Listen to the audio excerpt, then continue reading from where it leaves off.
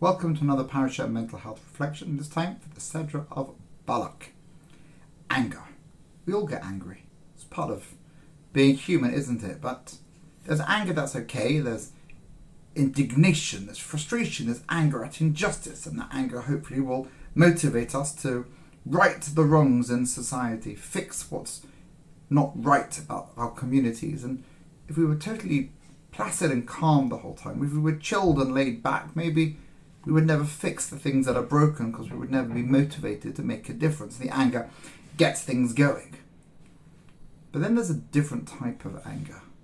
The one that's demonstrated in this week's Torah portion. You have a fellow by the name of Balak who hires a wizard called Balaam to get rid of the Jewish people. This time not by enslaving them, no, that was the Egyptians' shtick.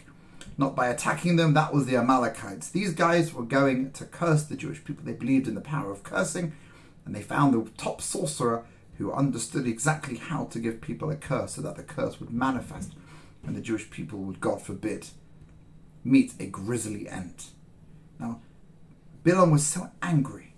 There was so much frustration in him. Now, here was a man who the rabbis tell us was a parallel to Moshe Rabbeinu, to the great Moses. How can that be?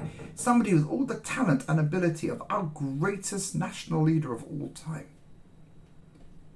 just got it so wrong. At the root of his corrupted personality were no doubt numerous traits. One of them was anger, and on that fateful journey from his hometown to go and curse the Jewish people, he's riding his trusty donkey. The donkey starts to act bizarrely. Donkey starts to move out the way. The Torah describes because the donkey could perceive what the great wizard could not perceive.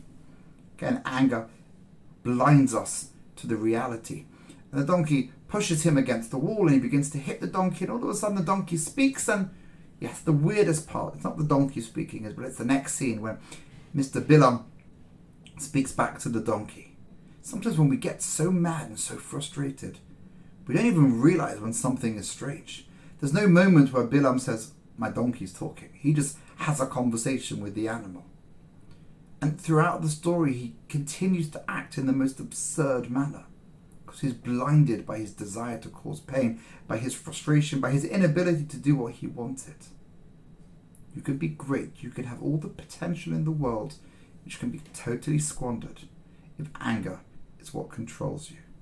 So this week, take a moment to ask God to pray, to meditate, to be calm. Not to, God forbid, be someone whose life goes very, very wrong because of the plague, or the corruption of anger. Take it easy. Shabbat Shalom.